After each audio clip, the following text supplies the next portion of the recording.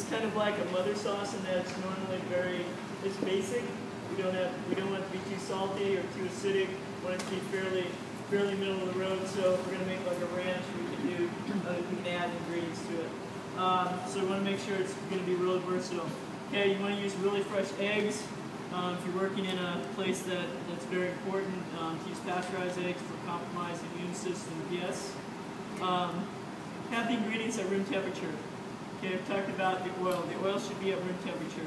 Okay, because what are we trying to do? We're trying to do that emulsification.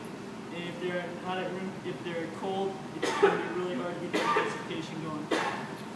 Okay, we want to make sure to beat the eggs well in the bowl. Okay, and the reason we're doing that is when we start to add the oil, the eggs are beaten well. The egg yolks will accept the oil better. Okay, beat in the seasonings. Okay, with a little bit of vinegar. Okay, that's also going to help the emulsification process. And like I said, this is just like we did with the hollandaise sauce, but it's a cold emulsification. Okay, so what is our butter in this case with the mayonnaise? What's our butter? It's going to be the oil. Okay, the vegetable oil. Okay, still using vinegar where we use lemon juice in our hollandaise sauce. Okay, so and it's going to be the same process. If it starts to get too thick, what are we going to do? Add more. Okay, add more liquid. Add vinegar. Okay, add lemon juice.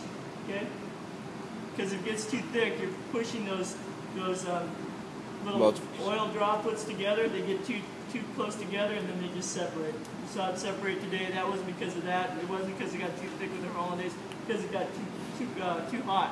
One thing about mayonnaise, you don't have to worry about getting too hot, right? So you guys got it easy, not like I did.